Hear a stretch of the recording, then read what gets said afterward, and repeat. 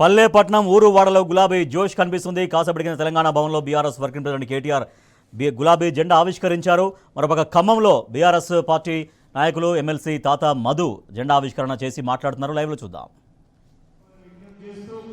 ఇంత పెద్ద ఎత్తున బయలుదేరినటువంటి ఖమ్మం జిల్లా శ్రేణుల్ని కాంగ్రెస్ పార్టీ నాయకులు, జిల్లా మంత్రులు, జిల్లాలో ఉన్నటువంటి కాంగ్రెస్ ఎమ్మెల్యేలు కుట్రవన్నీ వాళ్లకు వెన్నులో వణుకు పుట్టింది.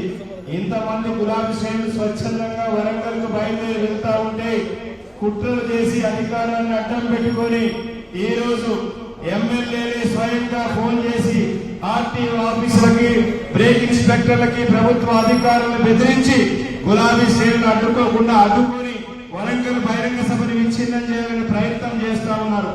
మీ పప్పులు ఉడకవు, మీ కౌంట్ డౌన్ స్టార్ట్ అయింది. ఈ జిల్లాలో మిమ్మల్ని ప్రజలు తరిమి కొట్టడం గ్యారంటీ. మీకు ఉన్నటువంటి అధికారం అనేది తాత్కాలికమైనటువంటిది గుర్తుంచుకోండి. ప్రత్యేకించి సత్తుపల్లి నియోజకవర్గ ఎమ్మెల్యేగా ఉన్నటువంటి డిఫాక్టో ఎమ్మెల్యేగా ఉన్నటువంటి మడ్డా ఈ రోజు ప్రతి స్కూల్ కి, ఎడ్యుకేషన్ ఇన్స్టిట్యూషన్స్ కి, ఇతర వాహన యాజమాన్యాలకు ఫోన్లు చేసి బెదిరిస్తున్నారు. బిడ్డ గుర్తుంచుకో, మళ్ళా అధికారం వచ్చిన తర్వాత నీకు 10 ఇంతలు తిరిగి ఇవ్వడం గ్యారంటీ అని నేను చెప్తున్నా. దొంగసాటుగా మంత్రులు హైదరాబాద్ లో కూర్చొని ఇక్కడ ఉన్నటువంటి అధికారులకు ఫోన్లు చేసి, అదేవిధంగా ఎవరైతే వెహికల్స్ ఇచ్చారో వాళ్ళని బెదిరించేటువంటి కార్యక్రమాలు చేస్తున్నారు. మీరు ఎన్ని బెదిరించినా ఈ జిల్లా నుంచి మేము అనుకున్న కంటే ఎక్కువ మంది వరంగల్ కు బయలుదేరుతారు. ఈ యొక్క గులాబీ జెండా మీద ఉన్న అభిమానంతోనే వరంగల్ సభ సక్సెస్ కావడం గ్యారంటీ. ఈ వరంగల్ సభే ఈ రాష్ట్ర ప్రభుత్వ పతనానికి నాంది అవుతుందని ఈ సందర్భంగా హెచ్చరిస్తూ, ఇప్పుడు పెద్దలు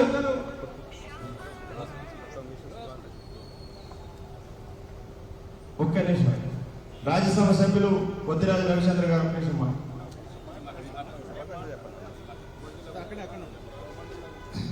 జై తెలంగాణ, కేసీఆర్ గారి నాయకత్వం, కేసీఆర్ గారి నాయకత్వం, కేటీఆర్ గారి నాయకత్వం.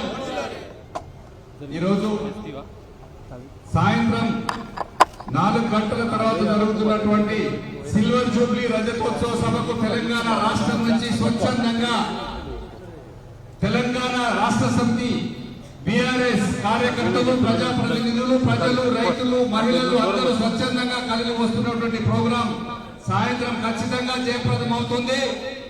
ఇక్కడి నుంచే కాంగ్రెస్ పార్టీ పత్రం స్టార్ట్ అవుతుంది.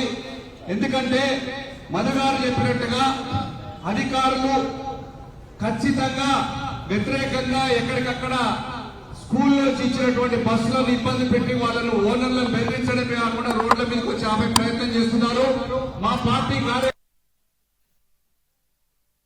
తప్పకుండా ముందుకు రావాల్సిందిగా కోరుతున్నాం. ఎందుకంటే తెలంగాణ రాష్ట్ర సమితి పార్టీ పుట్టిందే ఉద్యమం నుంచి. కాబట్టి ఆ ఉద్యమాన్ని మళ్ళొక్కసారి గుర్తు చేసుకొని జై తెలంగాణ అనుకుంటూ బస్సులన్నీ కూడా ముందుకు రావాలి. ఎలా అయితే అట్లయితుంది, ఏమైతే జరుగుతుంది అని చెప్పేసి ఖచ్చితంగా ముందుకు కదలాల్సిన అవసరం ఉంది. ఈ రోజు అధికారులు ఉన్నవాళ్ళు మళ్ళీ త్వరలోనే మా పార్టీ అధికారంలోకి వస్తుంది, అప్పుడు చెప్తారు. కాబట్టి అధికారులంతా సమయాన్ని పాటించి కొద్దిగా ఆలోచించాలని చెప్పేసి మనస్ఫూర్తిగా మరొక్కసారి వాళ్ళందరికీ కూడా రిక్వెస్ట్ చేయడం జరుగుతుంది. ఇది మంచి పద్ధతి కాదు. ప్రజాస్వామ్యంలో దీన్ని ప్రజలు కూడా చూస్తున్నారు. ఇది ఎవరు చేసినా తప్పే. వారందరూ కూడా ఉమ్మడి ఖమ్మం జిల్లా నుంచి భద్రాద్రి కొత్తగూడెం 5 నియోజకవర్గాల నుంచి కూడా బ్రహ్మాండంగా కదిలి స్టార్ట్ అయిపోయారు.